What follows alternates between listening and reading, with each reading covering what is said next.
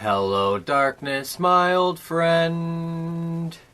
You've come to talk with me again. Sens lose 4-2 to the Connor McDavids. There it is. We've hit rock bottom. We've lost to the Oilers. Or as they should be more appropriately named, Connor McDavid and the others. You know things are bad when you lose to Edmonton. But you have to give the Oilers some credit. McDavid only had a goal, so it's not like he won the game by himself. Of course it is the Sens, and the new look Sens, so it's not like that's very difficult to do. Next season can't come soon enough. As always though, let's kick things off with lineup changes. There was only a couple, and they were the worst decisions they could have made. Rudolph Balcers was sick, so he was scratched. And inexplicably, the Sens scratched Christian Wolanin too. And with those two out, they needed to recall somebody, so they recalled Drake Batherson. So you pull Batherson out of Belleville when you shouldn't, you pull Wolanin out of Belleville when you shouldn't, and then scratch him. And Balcers is a scratch for the second game in a row as well. So how about we do this? Balcers, Batherson, Wolanin,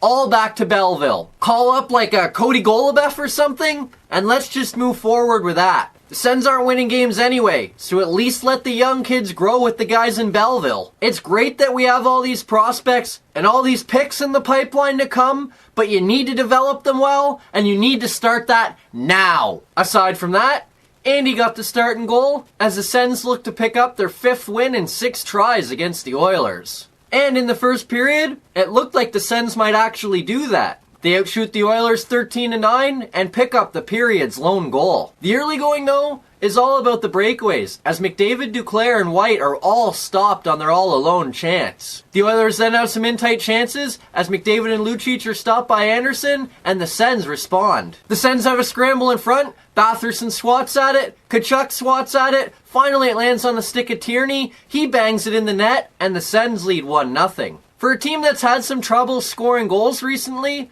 that's more like it. All 3 Sens players right near the crease, all at the net, and all 3 banging away. Go to the dirty areas, and you'll be rewarded, and the Sens were on this one. Then Cave gets a breakaway, and Anderson turns him aside. That save would prove huge, as it keeps the Sens in front 1-0, heading to the second period. Unfortunately, that would be the only period the Sens lead, as the Oilers come out in the second, and McDavid gets his 33rd. Ceci can't clear the puck, Curry picks it up, throws it in front, it gets caught in the skates of Lindbergh, McDavid pulls it out of the skates, moves in all alone on Anderson, dekes him out, puts it in, and we're tied at 6:47 into period 2.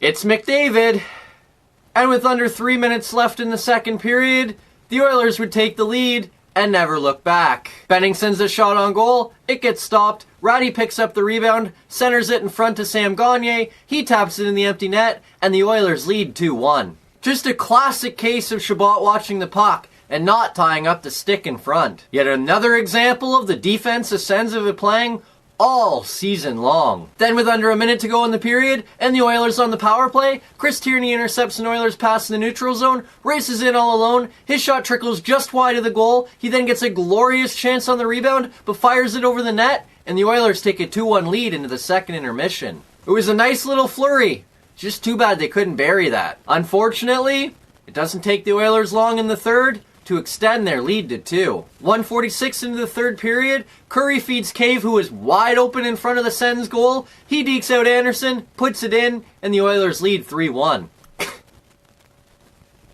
I mean, somebody's got to do something in front of the net. At this point, I honestly wished I played in the NHL, because I'd have all kinds of goals if I got to play against this Senators defense. Then, in a bit of an unlikely scenario, the Sens cut their deficit back to 1. The Sens race in, White feeds Yarosh, he tries to go back to White, the pass gets blocked, Borokop picks it up, he jams it in, and the Sens are back to within a goal. Let's go, Borokopper! He scored?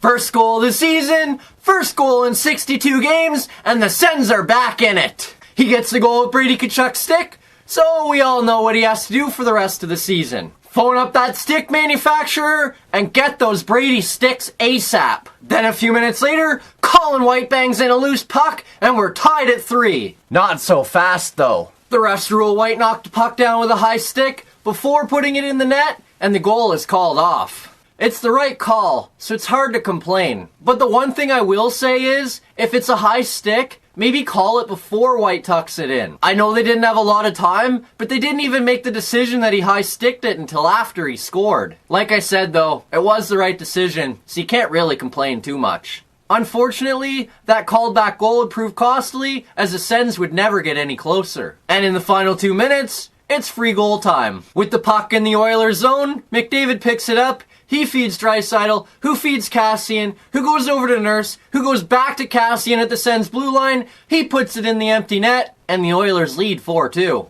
Good thing we pulled the goalie! I reffed the hockey game last night, and the team pulled their goalie. And guess what happened? The same thing that happened in this game. So what does that tell ya? Quit pulling your goalie! The empty netter seals the Sens' fate as the Oilers skate away with a 4-2 win. That wraps up a month of February that sees the Sens lose 6 in a row and 8 of their last 9. Overall for the month, the Sens had just 3 wins and finished with a record of 3-11. Those 3 wins came once against the Ducks and twice against the Jets. And despite having 4 extra games in February, they won 1 fewer than they did in January. The next 6 weeks are gonna just be so much fun. Let's just get into good news, bad news. For a team that's struggling offensively, the Sens threw a ton of rubber at the net, and that is the good news. The Sens outshot the Oilers 13-9 in the first, they finished tied at 9 in the second, and outshot the Oilers 15-8 in the third. Over the course of the 3 periods, that's a 37-26 edge in shots.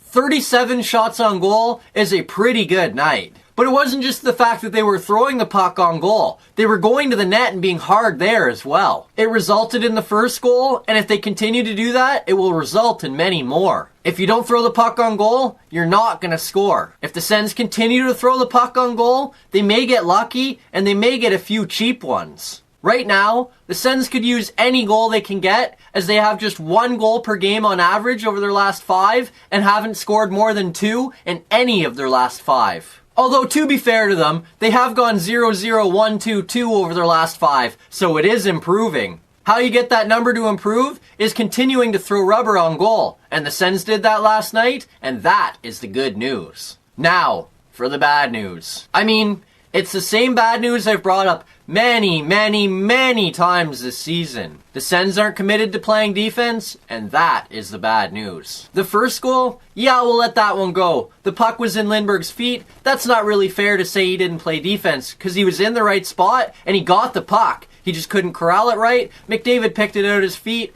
and then there's nothing you're going to do to stop McDavid. Then on the second goal, Ceci couldn't clear the puck, and Chabot didn't cover his man. Then on the third goal, Jarosz's clearing attempt didn't get out far enough. The Sens got running around. It gave the Oilers all kinds of free space in the Sens zone, and they took advantage. Then the fourth goal was just free goal season again.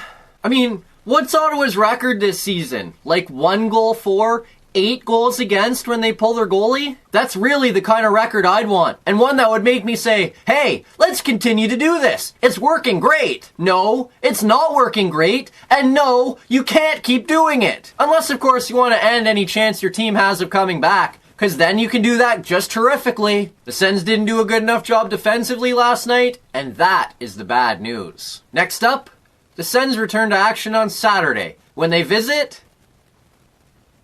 Oh, Lord have mercy.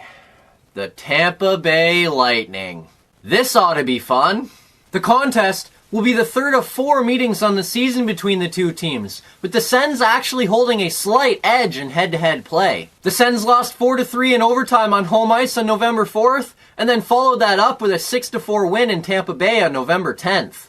So far this season, though, yeah, it's not even close. The Lightning have more than twice as many points as the Sens. The Lightning have 102 points, the Sens have 49, a difference of 53 points. No other team in the league even has fewer than 53 points. It's just been one of those kinds of seasons. The Sens also have a minus 48 goal differential, while the Lightning have a plus 80, a difference of 128 goals. And the Lightning come into the contest with the only 100-point scorer in the NHL so far, so that should be fun. Kucherov, Stamkos, Point, Hedman, McDonough, Vasilevsky. It's gonna be a fun night. The Sens are going to need their A game, or it will be a long, long, long and ugly night. See you Saturday evening.